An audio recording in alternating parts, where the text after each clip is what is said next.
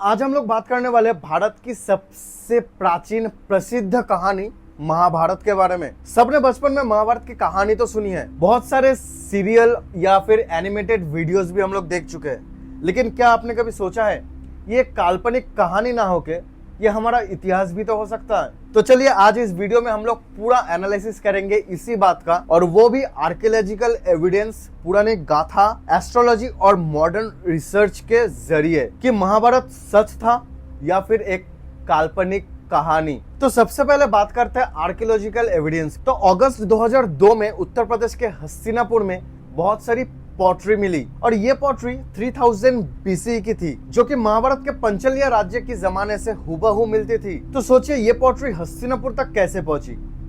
क्या इसका महाभारत के लोगों के साथ कोई संबंध था?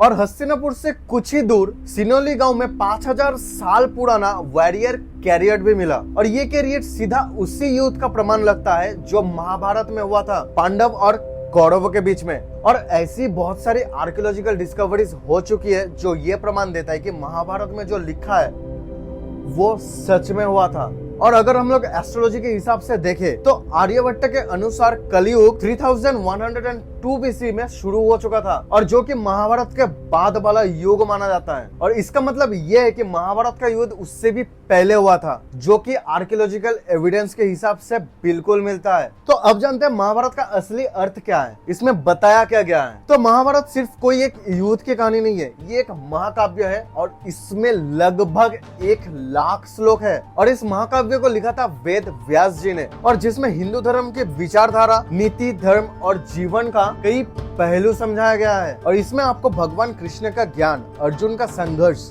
भीष्म का बलिदान और ऐसी बहुत सारी कहानियां मिलेगी जो हमारे जीवन के लिए बहुत ही ज्यादा महत्वपूर्ण है। जैसे दमयंती, शकुंतला, सावित्री, सत्यवान जैसे प्रेम कहानियां जो हमें जीवन की संवेदनशीलता को समझाती है। और ये सब कहानियां हमारे जीवन की कर्म और धर्म के महत्व को समझाता है। तो अब जानते हैं कि महाभारत से हमें क्या क्या लेसन मिलता है। महाभारत के कैरेक्टर्स हमें बहुत ही सारा लेसन दे जाते हैं अगर हम उनको समझ पाए तो। अर्जुन के बेटे अभिमन्यु का कैरेक्टर हमें ये सिखाता है कि आधा ज्ञान बहुत ही ज्यादा खतरनाक हो सकता है। और वही पांडव और कौरव का युद्ध हमें ये सिखाता है कि जिंदगी में चाहे कैसे भी हालात हो, कोई भी कठिनाई आए, हमेशा सच के साथ रहना चाहिए। और आज के इस बिजी जमाने में हम इतने जल्दी में रहते हैं कि हमें इन लेसनों को समझना और अपनी लाइफ में इसको लागू करना बहुत ही इंपॉर्टेंट बन गया है। और इसी वजह से आज बहुत सारे ऑडियो ऐप में आपको महाभारत की लाइफ चेंजिंग कहानीज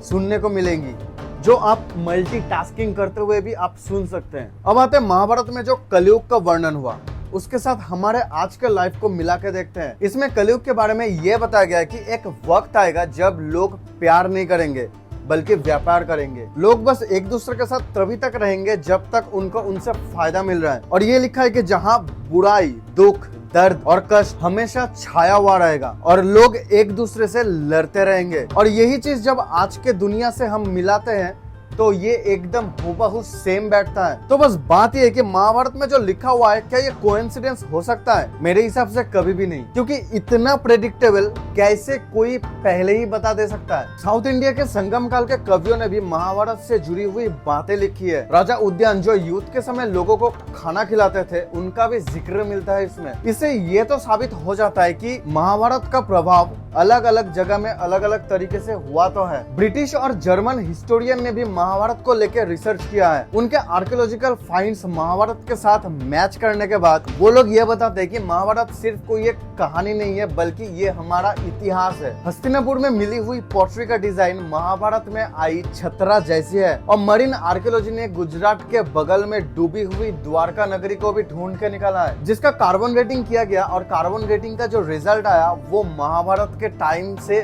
बिल्कुल मिलता है। द्वारका नगरी का जो स्ट्रक्चर मिला और उनका जो लेआउट था वो महाभारत में किए हुए वर्णन से बिल्कुल हूबहू मिलता है। और इससे भी ये साबित होता है कि महाभारत एक सच्ची घटना थी। महाभारत में लक्षगृह का भी वर्णन है जो कि पांडवों ने बनाया था। और कौरवों ने जब इसको जलाने की कोशिश किए थे तब पांडवों ने सुरंग बना के वहां से बच निकलने का रास्ता ढूंढ निकाला था। और ये सुरंग आज भी उत्तर प्रदेश में मौजूद है, जो कि एक बहुत ही बड़ा आर्कियोलॉजिकल एविडेंस है। एस्ट्रोलॉजर्स ने महाभारत की टाइमलाइन स्टार्स और नक्षत्रों के हिसाब से डिकोड किया है। उनके मुताबिक महाभारत का युद्ध 505 से लेके 161 बीसी के बीच में हुआ था। ये थोड़ा सा अलग टाइमलाइन है, लेकिन फिर भी यह सच्चाई की तरफ रुख करता है। महाभारत हमें धर्म और अधर्म के बीच की संघर्ष को दिखाता है। ये कहानी समाज में सही और गलत को स्टैब्लिश करने के लिए बनी थी। पुराने जमाने में जहाँ कानून नहीं होते थे, तो कहानियों के जरिए ही वहाँ पे संस्कार को सिखाया जाता था। तो दोस्तों, ये सब आर्कियोलॉजिकल एविडेंस, पुरानी गाथा और एस्ट्रोलॉजी की बातें हमें ये बताती है महाभारत सिर्फ कोई एक कहानी नहीं,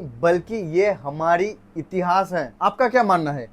महाभारत असली में हुआ था या एक काल्पनिक कहानी? नीचे कमेंट्स में अपनी राय जरूर बताना। और अगर वीडियो पसंद आया तो इस वीडियो को लाइक जरूर करना और हमारे चैनल को सब्सक्राइब कर लेना और बेल आइकन को दबाना मत भूलना। तो मिलते हैं अगले वीडियो में कुछ नए टॉपिक के साथ। तब तक के लिए जय हिंद, जय भारत।